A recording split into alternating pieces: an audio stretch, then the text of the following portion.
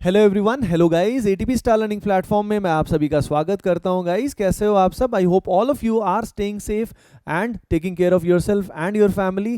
Guys, मैं हूं विनीत खत्री और आज मैं इस पर्टिकुलर सेशन के अंदर आप सभी के साथ कुछ ऐसे टिप्स, कुछ ऐसी इंपॉर्टेंट बातें शेयर करने वाला हूं जिससे आपके इतने ज़्यादा मार्क्स बढ़ सकते हैं आप सोच भी नहीं सकते हैं। यानी जो भी स्टूडेंट आईआईटी जेईई की या नीट की तैयारी कर रहा है उसको अनइमेजिनेबल रिजल्ट्स मिल सकते हैं जो हम कई बार एक्सपेक्ट भी नहीं करते कि यार इतना हम इंप्रूव कर सकते हैं क्या।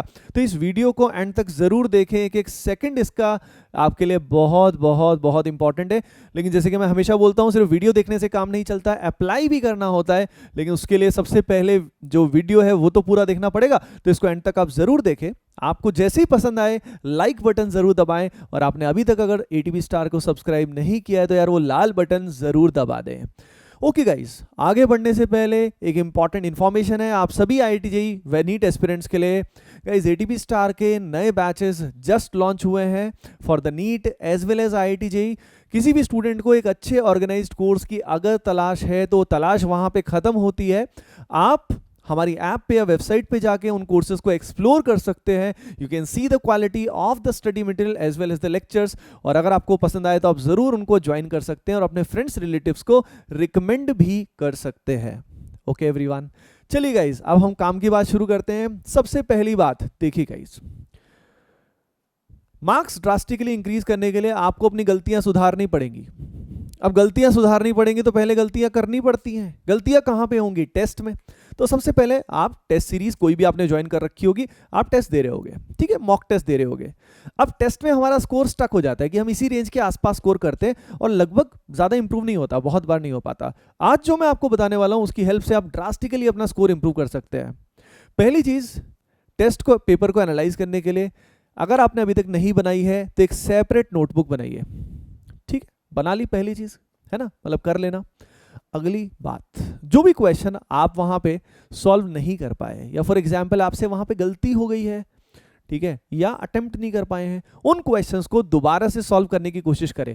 दोबारा से अगर आप उनको सॉल्व करने की कोशिश करते हैं तो ऐसे केस में आपका टाइम क्या होगा? लगेगा, ऑब्वियसली लगेगा। शुरुआत में एनालाइज करने में बहुत टाइम लगेगा, लेकिन याद रखिए टाइम वेस्ट नहीं होगा। That will be your investment. बहुत अच्छा इन्वेस्टमेंट है जिसका रिटर्न बहुत जबरदस्त आपको मिलने वाला है। सो डियर स्टूडेंट्स, ये अटेम्प्ट करने के बाद अगली चीज, इस पूरे प्रोसेस में डिले नहीं करना। क्योंकि देखो, जब हम एग्जाम दे के आते हैं तो हमें पता होता है कि हमने गलतियां किस तरह की थी।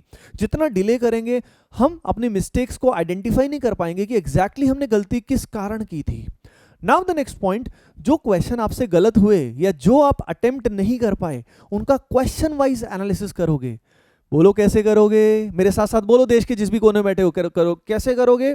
क्वेश्चन वाइज एनालिसिस करोगे। क्वेश्चन वाइज एनालिसिस थोड़ा डीप होना चाहिए। नोटबुक में जैसे फॉर एग्जांपल क्वेश्चन नंबर 5 आपसे गलती हो गई 5 में, ठीक है, तो आप रीजन लिखोगे। क्वेश्चन लिखा, क्वेश्चन क्या पूरा नहीं लिखना, मतलब क्वेश्चन नंबर लिखा और फिर रीजन लिखा कि भाई मिस्टेक क्या करोगे, ठीक है।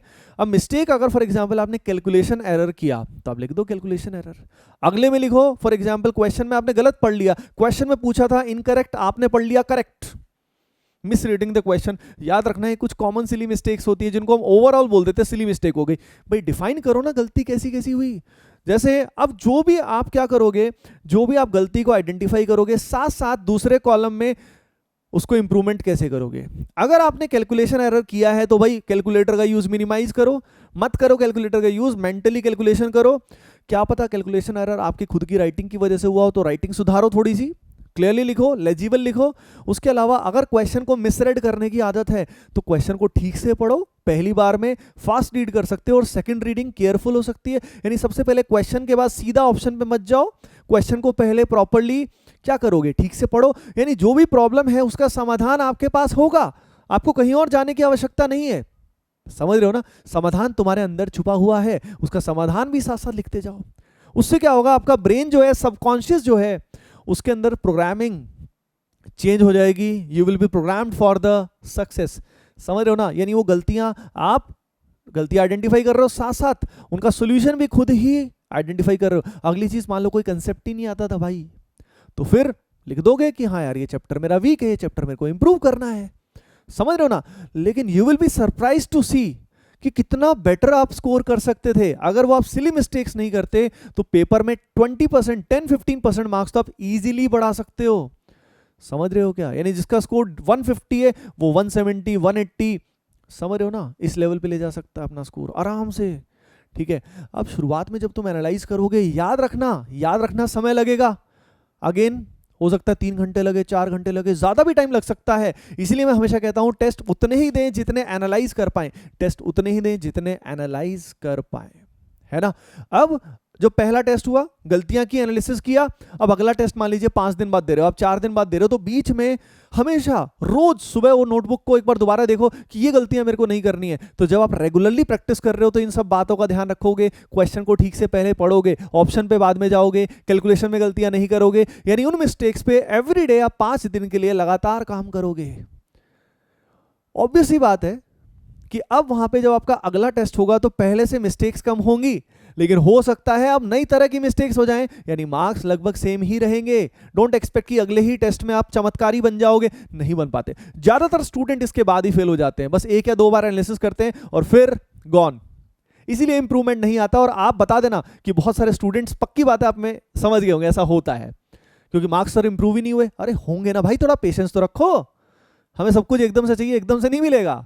ठीक है, अब सेकंड टेस्ट में फिर से गलतियां की होंगी, कुछ गलतियां आपने अवॉइड की होंगी, पक्की बात है, जो पहले होती थी उससे कम हुई होंगी, लेकिन कुछ नए प्रकार की गलतियां भी हुई होंगी। गुस्सा भी बहुत आएगा खुद पे कि अरे यार मैं क्या, मतलब क्या ठुल्लू हूं मैं, और बार बार गलतियां करता रहता हूं। तो कोई बात नहीं, नई गलतियां होंगी। थर्ड टाइम में गलतियां कम होनी थोड़ी शुरू हो जाएंगी, हो सकता है थोड़े मार्क्स थर्ड से भी इंक्रीज होना शुरू हो जाएं, लेकिन याद रखिए थर्ड के बाद फोर्थ टेस्ट जब तुम दोगे और उसका एनालिसिस जब करोगे, पहली चीज तो फोर्थ टेस्ट में अगर लेवल टेस्ट का सेम है तो मार्क्स, बहुत चांसेस है कि आपके मार्क्स बढ़ेंगे कि नहीं बढ़ेंगे। लॉजिकल सी बात है, मार्क्स आपके बढ़ने शुरू हो जाएंगे, और जैसे ही आपके मार्क्स बढ़ने शुरू हो जाएंगे, याद रखिए फोर्थ टेस्ट के बाद से आपके मार्क्स ड्रास्टिकली इंक्रीज होना शुरू हो जाएंगे, क्योंकि पहले जिस तरह की गलतियां आपने करी थी, अब वो गलतियां पहले से बहुत ही कम होती हैं। गॉट इट गाइज, बात समझ में आई क्या? तो ये सारी बातें आपको ध्यान रखनी है। नोटबुक बनाइए, नोटबुक बनाने के बाद जो क्वेश्चन नहीं हुए या गलत हुए उनको दोबारा से सॉल्व करने की कोशिश कीजिए, डिले नहीं करना है, एनालाइज करना है एज सुन एज पॉसिबल। उसके बाद question wise detailed analysis, question लिखो, गलती क्या हुई वो लिखो ढंग से, not just the silly mistake, question में असल में क्या प्रॉब्लम आई वो लिखो, और फिर उसको कैसे सुधारोगे वो लिखो। बस इंप्रूव करते रहो और देख लेना, गारंटीड है कि बहुत अच्छा स्कोर आएगा। हो सकता है ये वीडियो आपके लिए गेम चेंजिंग हो और आपका करियर की दिशा ही बदल दे, लेकिन वो निर्भर किस पे करेगा? आपकी मेहनत पे ही डिपेंड करेगा। सिर्फ वीडियो देखने से बात नहीं बनती, गॉट इट। लेकिन आपने यहां तक इसको देख लिया है तो make sure you hit the like button and share it with your friends. And अगर आपने अभी तक सब्सक्राइब नहीं किया गाइस तो सब्सक्राइब जरूर कीजिए एटीपी स्टार को।